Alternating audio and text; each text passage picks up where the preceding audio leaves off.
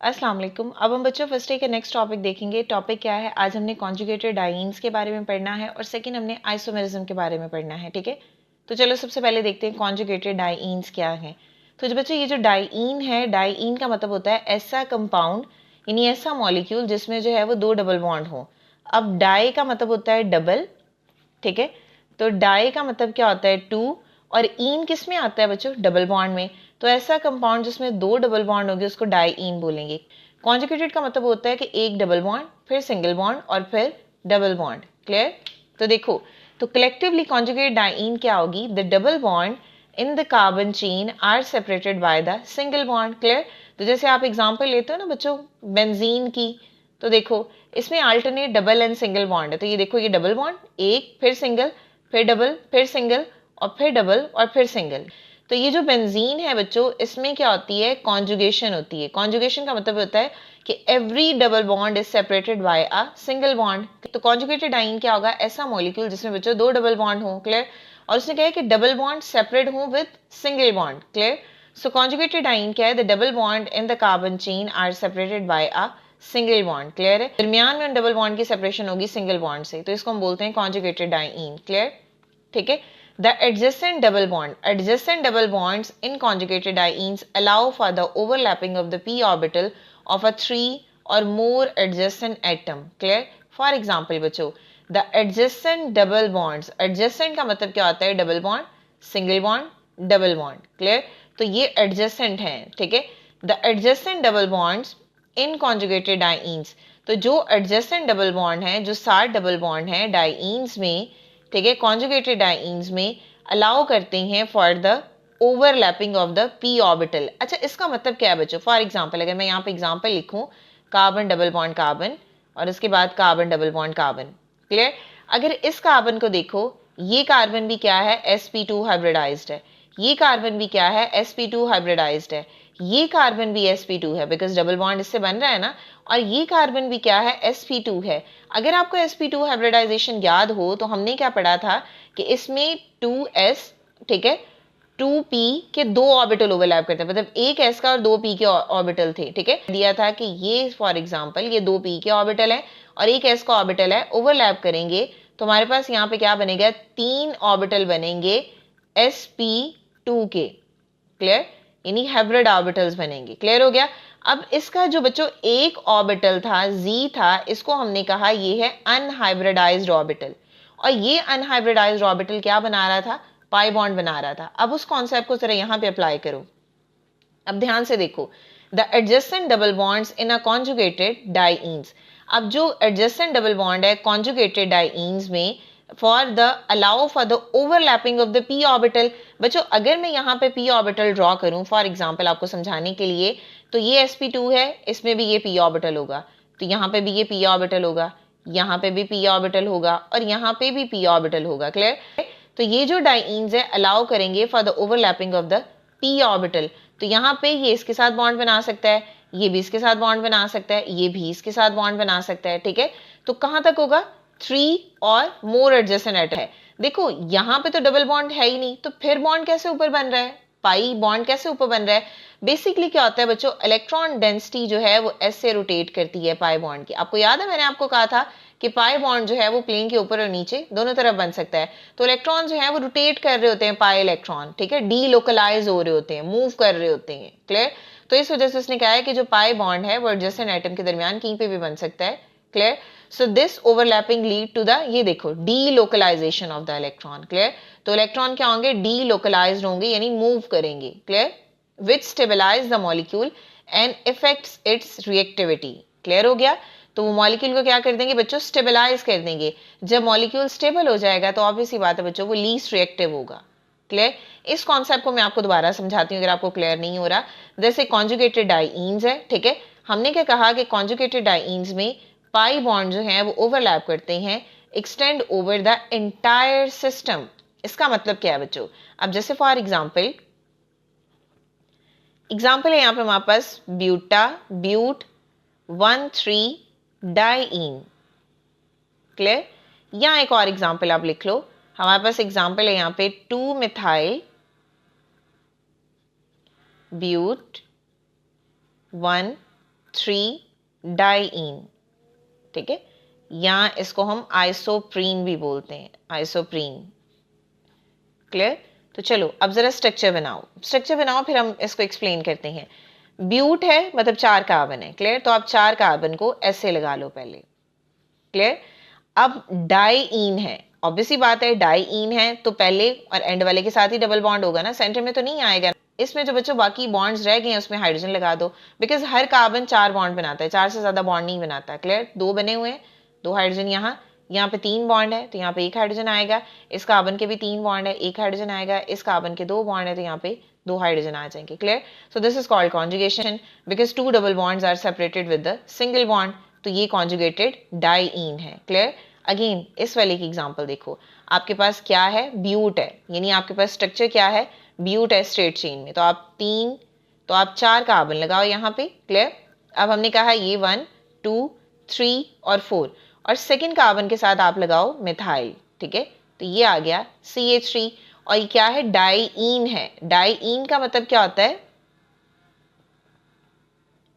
ठीक है, ये नहीं है, डाइईन है, डाइईन का मतलब होता है डबल बॉन्ड, तो ऑब्वियसली बात है यहाँ पे और यहाँ पे डबल बॉन्ड आ जाएगा, जो बाकी बॉन्ड्स बच गए हैं वहां पे आप हाइड्रोजन लगा दो। Clear?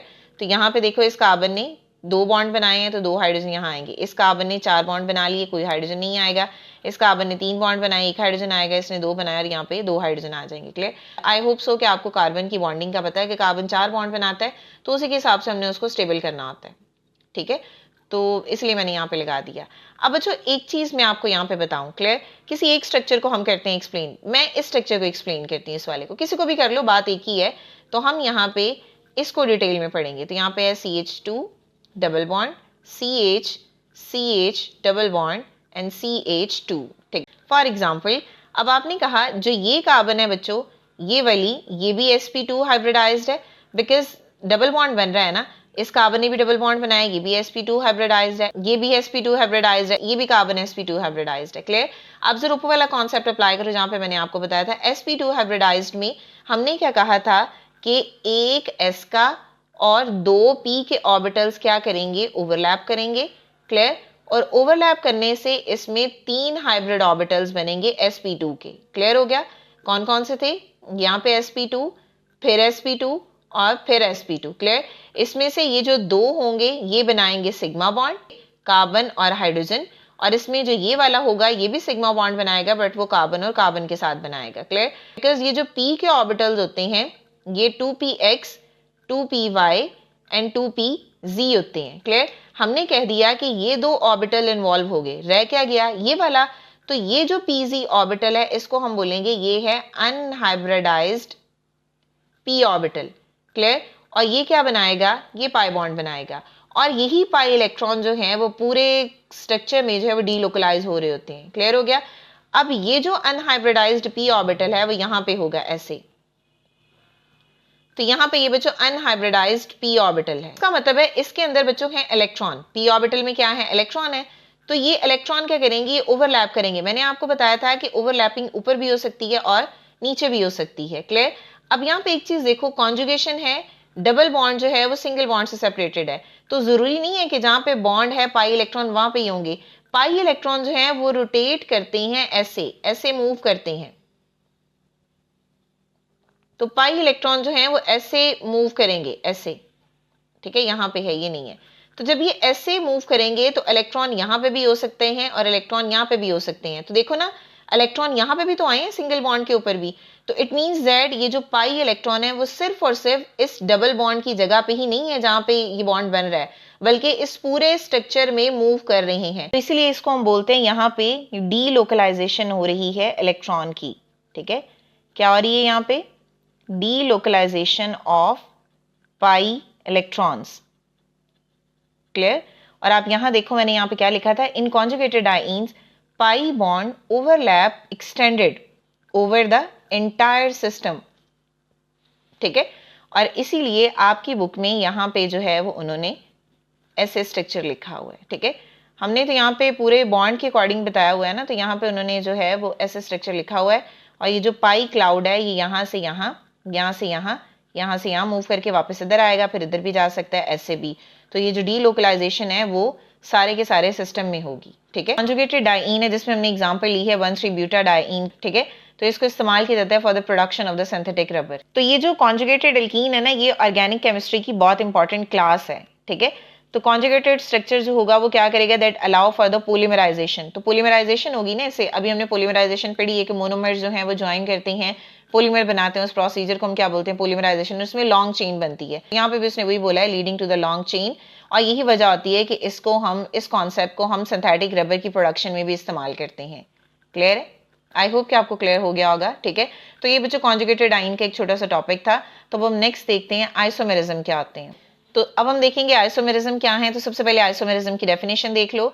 2 or more compounds having the same molecular formula but different structural formula and property are said to be an isomers and this phenomena is known as isomerism. Look, देखें, हमने कहा कि एक कंपाउंड है, उसका एक ही मॉलिक्यूलर फार्मूला है but वो एक से ज़्यादा अरेंजमेंट में एग्जिस्ट कर सकता है, मींस एक से ज़्यादा स्ट्रक्चर में वो एग्जिस्ट कर सकता है। सो उन कंपाउंड्स को हम बोलेंगे कि वो आइसोमर्स हैं और इस प्रोसीजर को हम बोलेंगे ये है आइसोमेरिज्म। क्लियर? फॉर एग्जांपल, यहाँ पे एग्जांपल हमने लिखी है बच्चों ब्यूटेन की। ब्यूटेन में 4 कार्बन है, अरेंजमेंट देखो किस तरह हो सकती है, चारों कार्बन स्ट्रेट चेन में भी हो सकते हैं, ठीक है, और चारों कार्बन जो है वो ऐसे भी हो सकते हैं, ऐसे भी। क्लियर?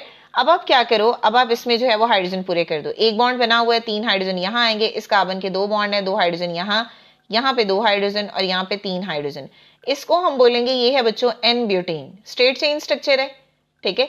और दूसरा ऑप्शन क्या है, हर कार्बन के आप यहाँ पे भी 4 बॉन्ड पूरे करो। दूसरी अरेंजमेंट ऐसे भी हो सकती है, तो यहाँ पे भी 4 ही कार्बन है ना, तो इसका एक बॉन्ड है, 3 हाइड्रोजन इधर आएंगे, इसमें भी 3 हाइड्रोजन आएंगे, इसने 3 बॉन्ड बनाए हैं तो 1 हाइड्रोजन आएगा, इसने भी एक ही बॉन्ड बनाया तो यहाँ पे 3 हाइड्रोजन आएंगे। क्लियर? तो इस स्ट्रक्चर को हम बोलते हैं बच्चों ये है आइसोब्यूटेन। अब आप जरा देखो, क्या दोनों का मॉलिक्यूलर फार्मूला सेम ही है? 1 2 3 4, 4 कार्बन है यहाँ पे, 3 6 7 8 और 9 10 और 10 है हाइड्रोजन यहाँ पे। चलो ये तो हो गया पूरा। इधर देखो, यहाँ पे 4 कार्बन है और हाइड्रोजन देखो 3 6 9 और 1 10। अब यहाँ पे भी हाइड्रोजन कितने हो गए, 10 ही। तो इन कंपाउंड्स को हम क्या बोलेंगे, these are called the isomers, ठीक है। और इस प्रोसीजर को हम बोलेंगे आइसोमेरिज्म।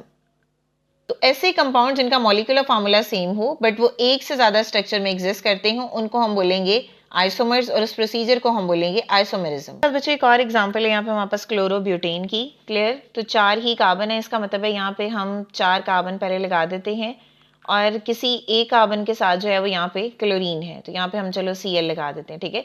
और ऑप्शन क्या हो सकता है कि अब तो ये फर्स्ट कार्बन है, first second third and fourth. Clear?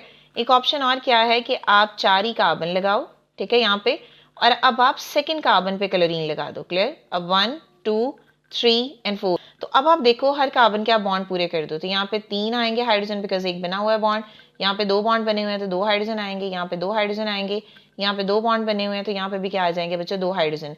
तो फर्स्ट कार्बन के साथ क्लोरीन है तो इसको हम क्या बोलेंगे, ये है 1 क्लोरोब्यूटेन। क्लियर? और उसके बाद अगर आप यहाँ पे देखो तो यहाँ पे CH3, यहाँ पे 3 बॉन्ड है, 1 हाइड्रोजन आएगा, यहाँ पे 2 हाइड्रोजन और यहाँ पे 3 हाइड्रोजन। क्लियर? तो इसमें सेकंड कार्बन के साथ क्लोरीन है तो इसमें नाम क्या इसका बनेगा, 2 क्लोरोब्यूटेन। क्लियर? अब जरा मॉलिक्यूलर फॉर्मूला देखो, ऊपर वाले केस में यहाँ पे 4 कार्बन है, ठीक, और 9 यहाँ पे है हाइड्रोजन और एक है, इसमें देखो 4 कार्बन है, 1 2 3 4, हाइड्रोजन कितने हैं, 3 4 5 6 7 8 और 1 9। क्लियर? और 7 क्लोरीन है। अब आप देखो इसका भी वही मॉलिक्यूलर फॉर्मूला है और इसका भी वही मॉलिक्यूलर फॉर्मूला है, लेकिन दोनों के स्ट्रक्चर डिफरेंट हैं। ये 1 क्लोरोब्यूटेन है, ये 2 क्लोरोब्यूटेन है, ठीक है। तो ये एक्सपेरिमेंटल एविडेंस है कि ये दोनों डिफरेंट कंपाउंड्स और उनकी फिजिकल प्रॉपर्टी डिफरेंट है, लेकिन उनका मॉलिक्यूलर फॉर्मूला क्या है, सेम है। ऑब्वियस ही बात है, फिजिकल प्रॉपर्टी स्ट्रक्चर पे डिपेंड करती है। एक स्ट्रक्चर जो है वो यहाँ पे देखो जो है वो स्ट्रेट है और एक यहाँ पे ब्रांच है, तो ऑब्वियस ही बात है बच्चों, physical property, melting point, boiling point, density जो है वो वेरी करेगी। क्लियर? तो दोनों कंपाउंड्स की प्रॉपर्टी डिफरेंट है, तो इट मींस दैट ये दोनों डिफरेंट कंपाउंड्स हैं बट उनका मॉलिक्यूलर फॉर्मूला सेम है। So these compounds are called the isomers और इस प्रोसीजर को हम बोलेंगे ये है आइसोमेरिज्म। क्लियर? सो उसके अलावा आइसोमेरिज्म के लिए minimum number of carbon atom जो है वो कितने होने चाहिए, कंपाउंड में 3 होने चाहिए। जितना नंबर ऑफ कार्बन एटम बच्चों ज्यादा होंगे उतने ही ज्यादा आइसोमर्स बनेंगे। क्लियर? अब हम पढ़ते हैं बच्चों टाइप्स ऑफ आइसोमेरिज्म। तो सबसे पहले है स्ट्रक्चरल आइसोमेरिज्म। अब ये जो स्ट्रक्चर आइसोमेरिज्म है not limited to the hydrocarbon. अब हाइड्रोकार्बन्स क्या होते हैं? ऐसे कंपाउंड जिनमें सिर्फ कार्बन और हाइड्रोजन प्रेजेंट हो। तो ये जो आइसोमेरिज्म है, ये जो प्रोसीजर है, ये सिर्फ हाइड्रोकार्बन तक लिमिटेड नहीं है, बल्कि जितनी भी क्लासेस हैं ऑर्गेनिक कंपाउंड्स में या जो भी उनके डेरिवेटिव्स हैं उनमें भी ये फिनोमेना शो होता है। Clear? So all classes of organic compounds and their derivatives shows the phenomena of the structural isomerism. Clear हो गया? So structural isomerism arises due to the difference in the arrangement of atom within the molecule. आपने अभी butane की example भी देखी, तो butane में भी मॉलिक्यूलर फार्मूला तो सेम ही था, डिफरेंस कहाँ आया था? अरेंजमेंट एटम की डिफरेंट थी। अभी आपने क्लोरोब्यूटेन की भी एग्जांपल देखी, उसमें भी मॉलिक्यूलर फार्मूला तो सेम था, डिफरेंस कहाँ आया? वहां पे क्लोरीन की जो पोजीशन थी वो डिफरेंट थी। तो स्ट्रक्चरल आइसोमेरिज्म में बेसिकली क्या है? स्ट्रक्चर डिफरेंट होगा, यानी एटम्स की अरेंजमेंट जो है वो मॉलिक्यूल में वो डिफरेंट होगी। यहाँ पे जो स्ट्रक्चरल आइसोमेरिज्म है ये 4 डिफरेंट वेज में एग्जिबिट कर सकते हैं। सबसे पहले क्या है? Chain isomerism. ठीक है, सो डेफिनेशन क्या होगी? This type of isomerism arises due to the difference in the nature of the carbon chain. Clear? For example, जब डिफरेंट कार्बन चेन होगी तो उसी के अकॉर्डिंग आइसोमर बनेंगे। अब 4 कार्बन है तो ऑब्वियस सी बात है इसमें आइसोमर्स कम बनेंगे, 5 कार्बन है तो उसमें आइसोमर ज्यादा बनेंगे। मैंने अभी आपको बोला जितना नंबर ऑफ कार्बन एटम एक मॉलिक्यूल में ज्यादा होंगे उसी के अकॉर्डिंग उनके आइसोमर्स फिर ज्यादा बनेंगे। क्लियर? तो 4 कार्बन है, आप आसान तरीका ही होता है आइसोमर्स लिखने का, आप सबसे पहले जितने कार्बन है उनको स्ट्रेट में लगा दो। क्लियर? दूसरा ऑप्शन क्या हो सकता है कि 3 को आप स्ट्रेट में लगा दो, 1 को आप ब्रांच में लगा दो, फिर हर कार्बन के 4 बॉन्ड आप पूरे कर दो। तो यहाँ पे 1 बॉन्ड बना हुआ है तो यहाँ पे इसका मतलब है 3 हाइड्रोजन आएंगे, यहाँ पे 2 बनाए हुए हैं तो 2 हाइड्रोजन आएंगे, यहाँ पे भी 2 हाइड्रोजन और यहाँ पे 3 हाइड्रोजन आएंगे। तो इसको हम बोलते हैं ये है ब्यूटेन, या इसको हम एन ब्यूटेन भी बोल सकते हैं। क्लियर? अब इसमें देखो 1 बॉन्ड बना हुआ है तो यहाँ पे 3 हाइड्रोजन, यहाँ पे 1 बॉन्ड बना हुआ है यहाँ पे भी 3 हाइड्रोजन, यहाँ पे भी 3 हाइड्रोजन, यहाँ पे 3 बॉन्ड बने हुए हैं तो यहाँ पे 1 हाइड्रोजन आएगा। नंबरिंग करो तो 1 2 3। सेकेंड कार्बन के साथ है मिथाइल लगा हुआ, तो यहाँ पे हम क्या लिखेंगे? 2 मिथाइल। क्लियर? 3 कार्बन है तो यहाँ पे क्या आएगा? प्रोपेन। अगर आप इसको देखो वैसे कॉमन नेम तो ये है आइसोब्यूटेन। क्लियर? ये नॉर्मल नेम है, इसका कॉमन नेम है ये। क्लियर है? पेंटेन में है 5 कार्बन है तो देखो अवेलेबिलिटी क्या क्या हो सकती है।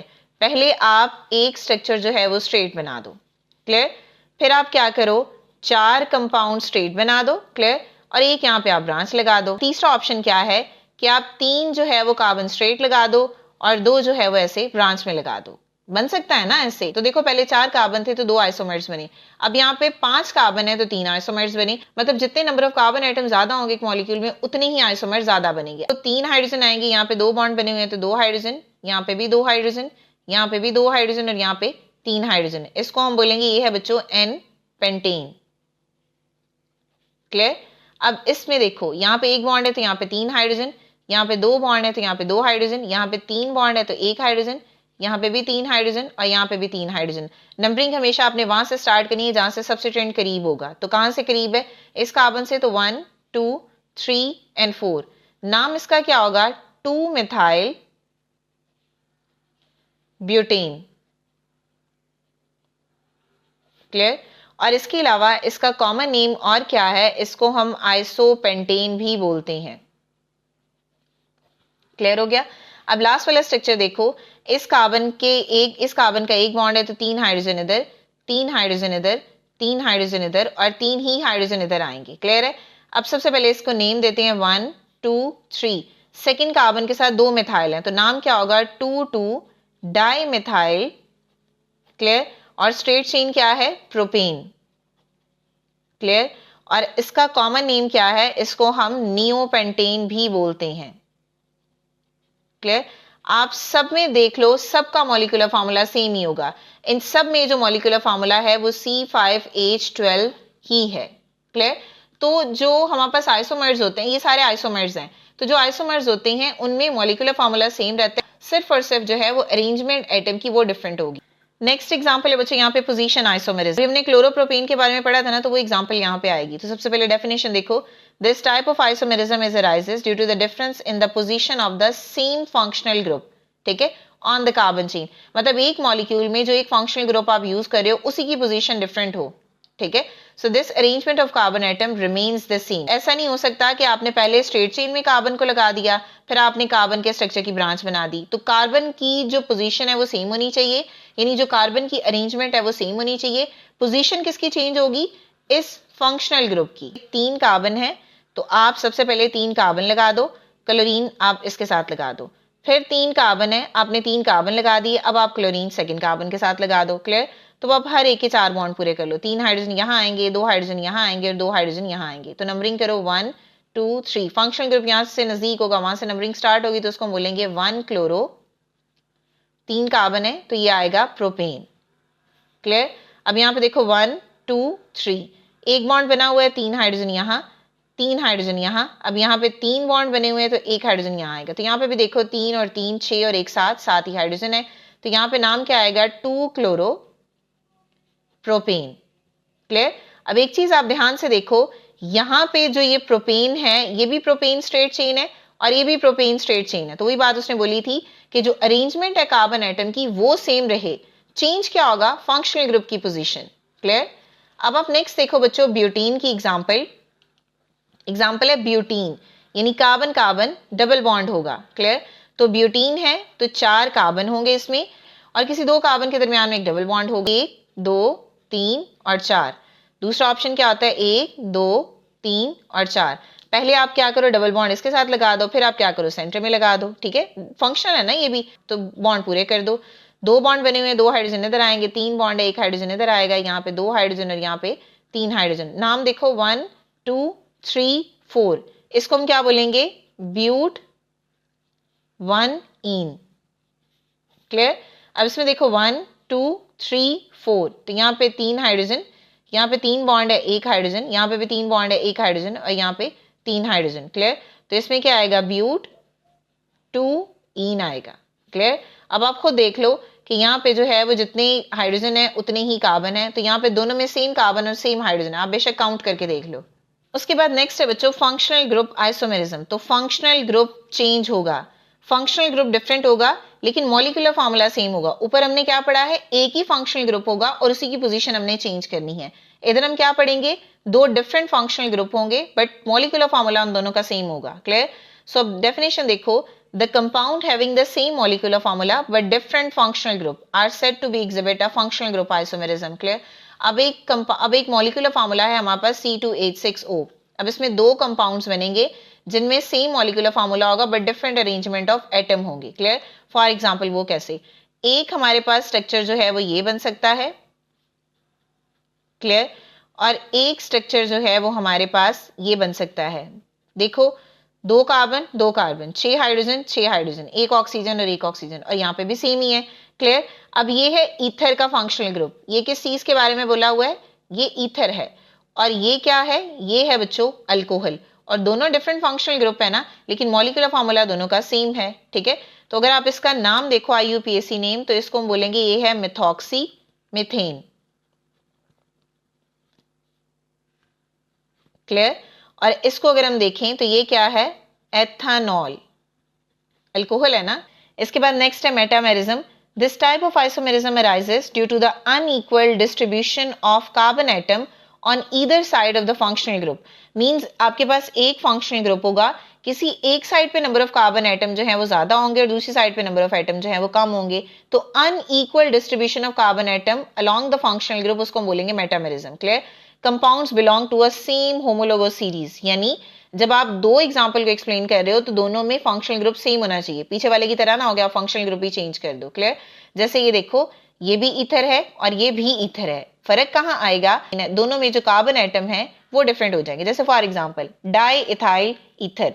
ठीक है, अगर हम इसको यहाँ पे डाई इथाइल ईथर लिखें तो यहाँ पे होगा O, यहाँ पे आ जाएगा CH2, यहाँ पे आ जाएगा CH3, इधर आएगा CH2 और इधर आएगा CH3।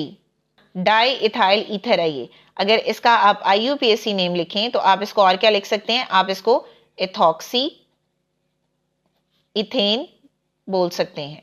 तो ये IUPAC नेम है, इथॉक्सी इथेन। दूसरा क्या है? Methoxy propane.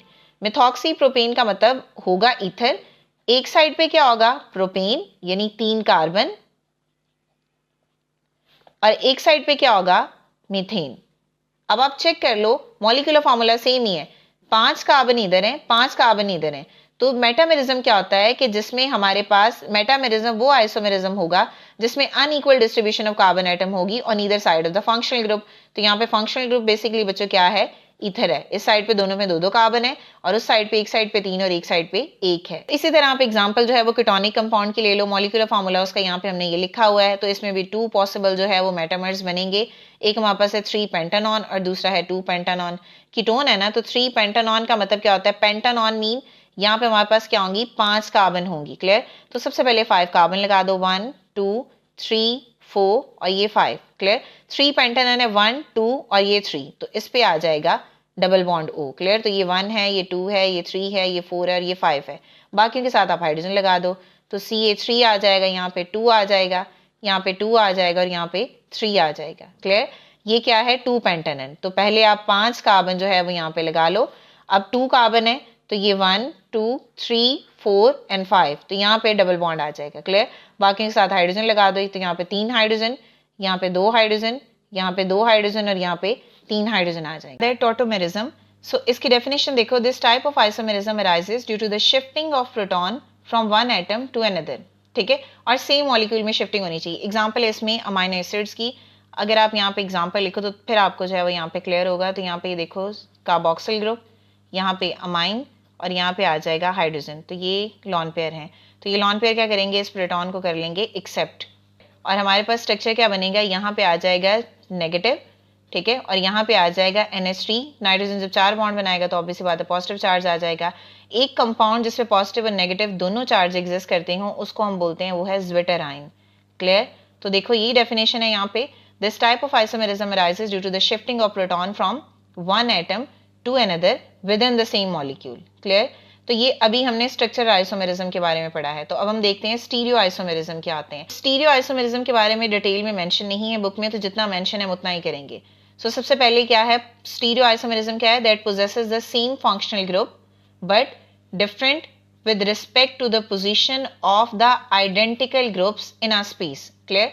फॉर एग्जाम्पल, एक तो इसमें टाइप आ जाती है ज्योमेट्रिकल या फिर सिस और ट्रांस आइसोमेरिज्म की, दूसरी आ जाती है optical isomerism. Cis and trans को देख लेते हैं। फॉर एग्जाम्पल बच्चों, हमारे पास ये स्ट्रक्चर है ऐसा, ठीक है, ऐसे है।